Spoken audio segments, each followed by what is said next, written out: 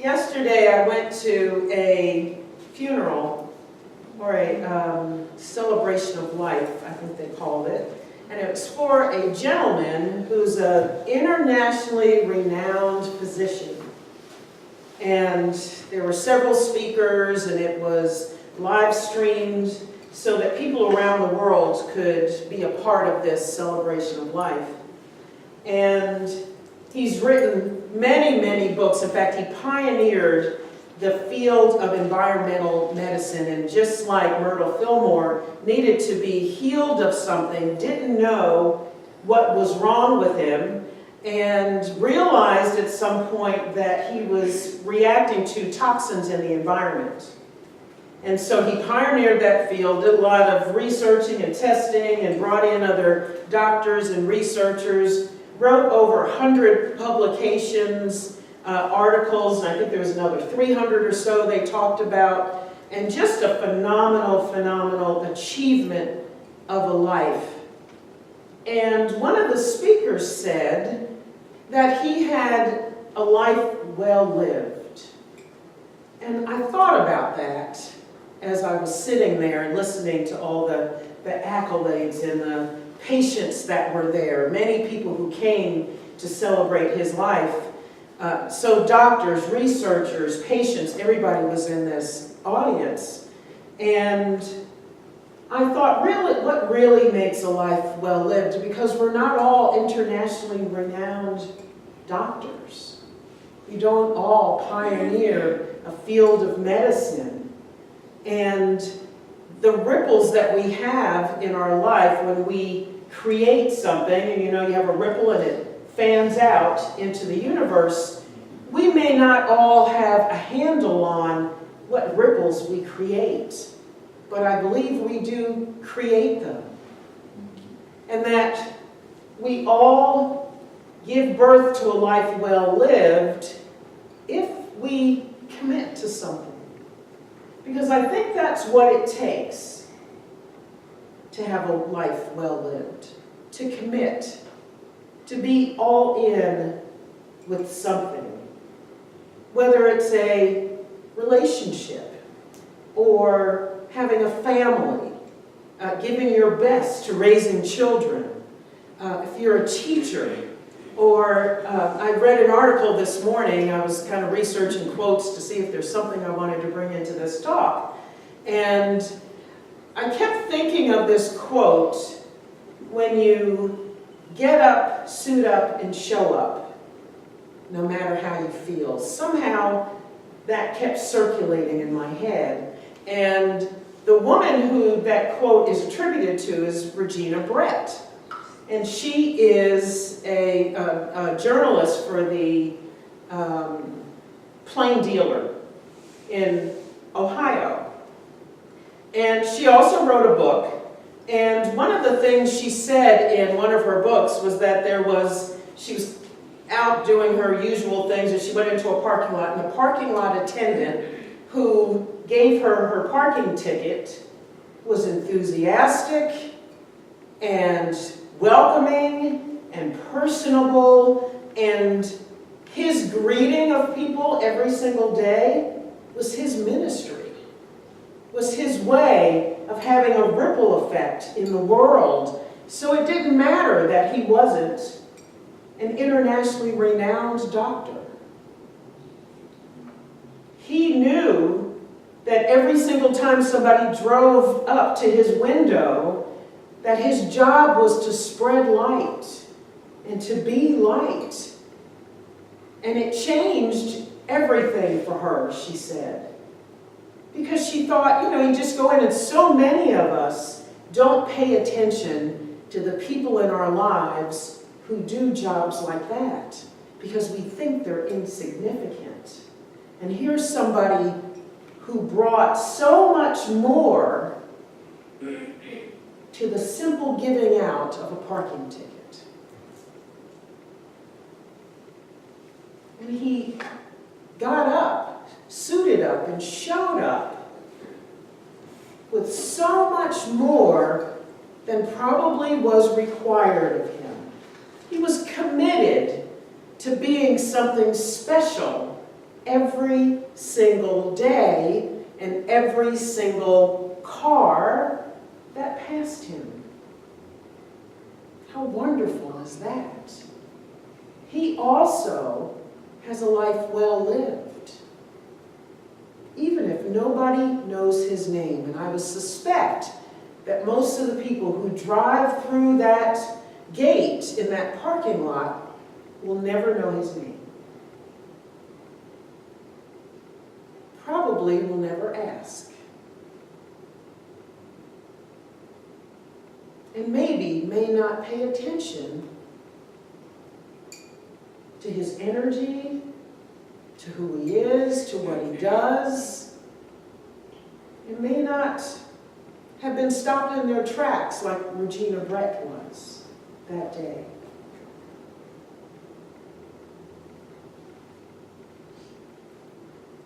So we don't have to cure cancer to have a life well lived. We can just spread joy simply by being who we are, which I think is all we're called to do. To commit is to put together, to build something, to decide that this venture, whatever it is, whether it's a relationship, an organization, a community like this, to decide that I'm giving my all, whatever that might mean for you. I remember in my dating life, dating people who were not committed. And how frustrating that was at times.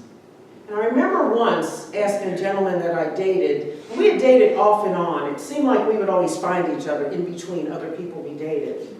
And I remember once, probably after about the fourth or fifth time, we're dating again, and really having a serious talk and asking him kind of what was missing for him in our relationship that he didn't want to commit. And I said, you know, you weren't in love with me. What was missing there? However, we still seem to get together. And he said, oh, I was in love with you. I just couldn't tell you because I thought it would change everything. Interesting, huh? But things do change when we commit. But I have found that they change for the better. That when we become disciplined with something, committed to something, that things open up for us. When I decided to get married at 44, a lot of my friends thought I was crazy because they thought you're just going to give up your independence. And I thought, I've never felt freer than in this relationship because we're both all in. When we exercise, when we commit to a program for our lives, yes, there's some sacrifice and some discomfort, but there comes a freedom physically from committing to the venture. To saying, even though I don't want to work out because I don't feel like it, I'm going to get up, suit up, and show up here for 20 minutes, 30 minutes, or an hour, and then you find that your entire life, that there's a freedom in your physicality that enables you to do things that you would not have been able to do if you didn't commit. I was playing racquetball the other day, and I was just running for a ball. I don't know what the heck I was doing, and ended up colliding with the wall and twirling around and ended up on the floor. And probably 2 years ago, when I had done that, because my workout was not what it is now. Now I stretch because I just thought that didn't have time for that, so I didn't make time for it for a long time. But there's freedom in the discipline of stretching every single day, because after this spill the other day, I popped right back up and kept playing. I didn't think twice about it. There was a couple of years ago when I was playing with Quentin and did the same thing. I was down for the count. I was out. What am I heck with this? I'm going, I think I lived out of there. Call the ambulance. tapping out. I got nothing else. Yeah. That's right, tap out.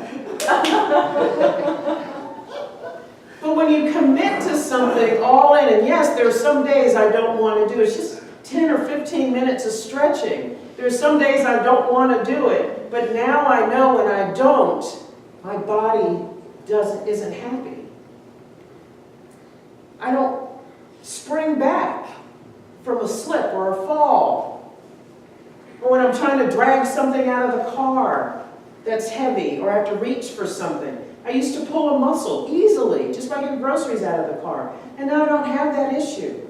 So there's a freedom in committing to that. But there's sacrifice.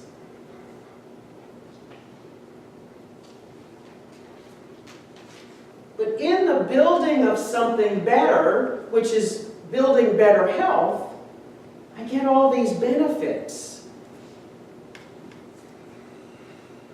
And I think it's not looking further beyond the commitment or into the commitment and what the gifts from it might be that hampers us from moving forward. Because all we think about is, I'm going to have to do something else.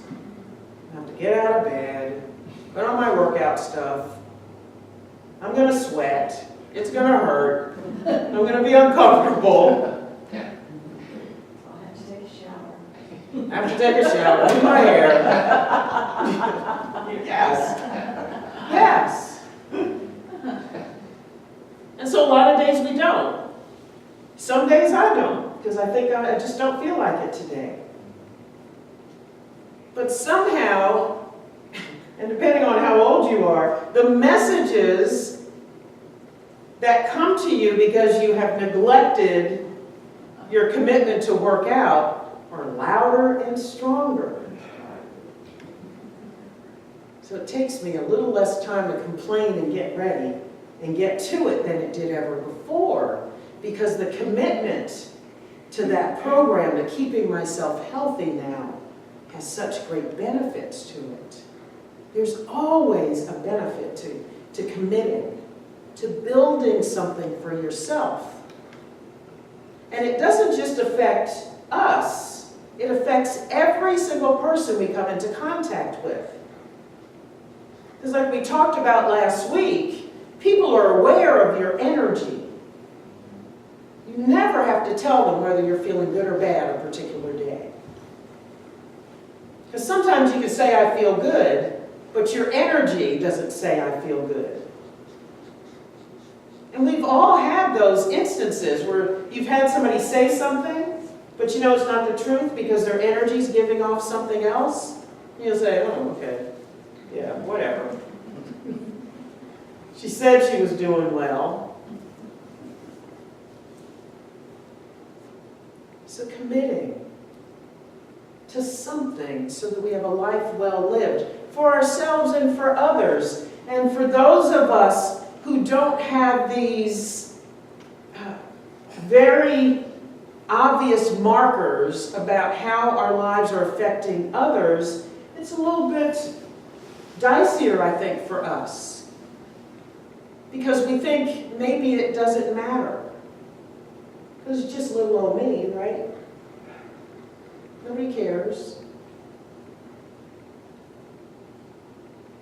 But it matters. And all the energy we bring to something changes it and makes it better. And as we each commit, what we create is greater than the sum of its parts. So if 18 people decide to commit, it's not, the sum of it is not 1 times 18. It probably grows exponentially.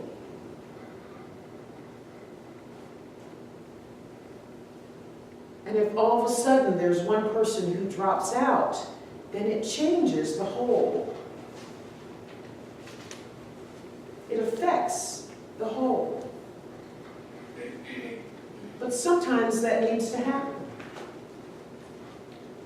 Sometimes we have to commit for a time and then we step out. because we're called to do one thing or another. That's the natural way of life.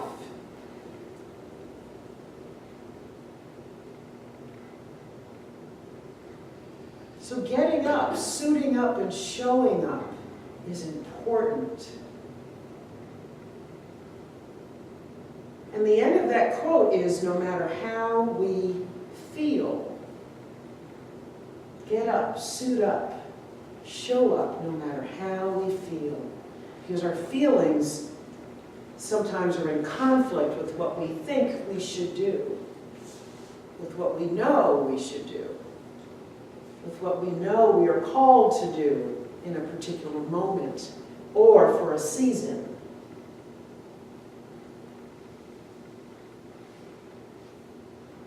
There were a lot of accolades yesterday. I almost wished I had pen and paper to write down some of the things they mentioned, because I wanted to look them up, and some of the things they said about environmental toxins just seemed important.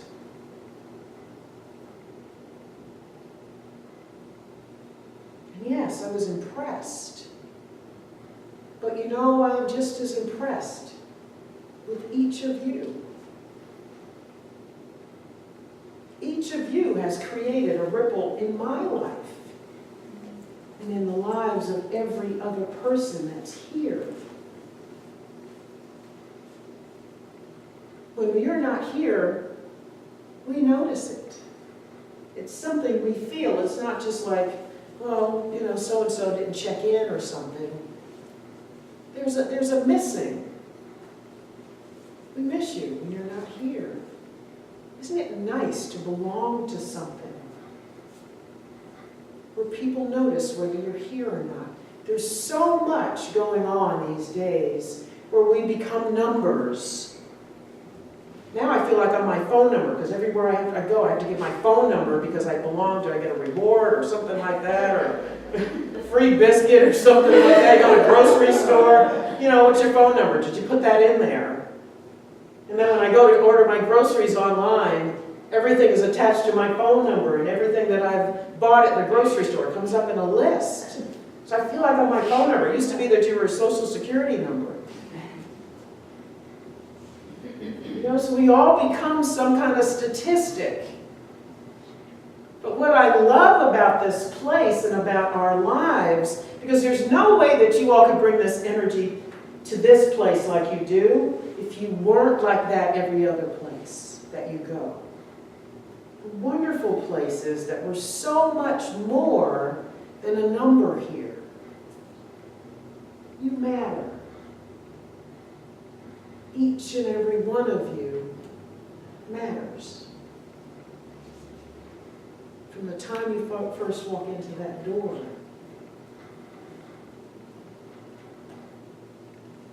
how special is that?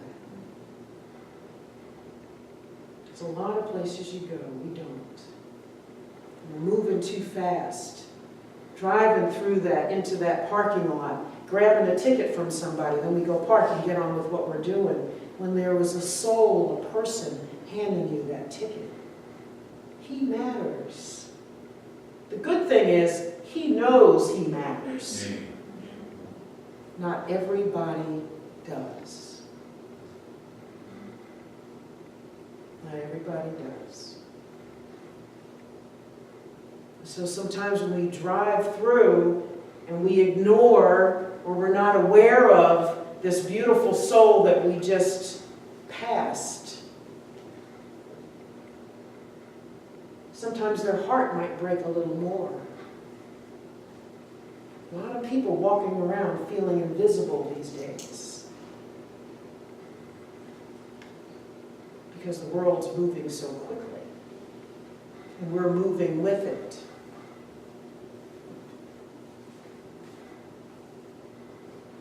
So it's nice to be here, to be able to slow down, even if just for an hour or so, and really have somebody look at you and say, good morning, how are you? And care what your answer is. To care what your answer is. To hear it and sometimes pass it on and say, you know what? Jerry's shoulder is still hurting or something. Yeah. Or someone's mother died.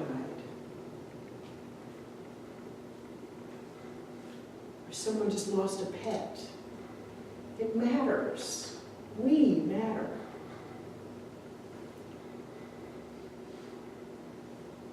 And so as you go through your day, remember that you matter.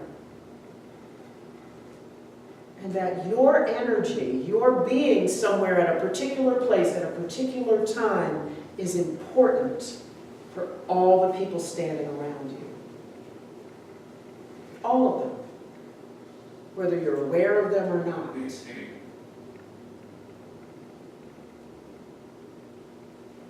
And know that you matter to everyone here. And that even when you're not here, the essence of you is here. And is important. And is needed.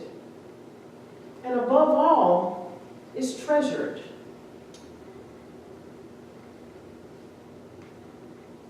Treasured.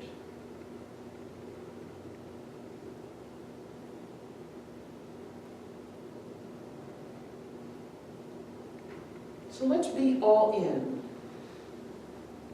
Let's go through our lives as if we matter, knowing that we matter, not as if. Knowing that we matter, knowing that everyone else does too. No matter how insignificant we may judge what they do.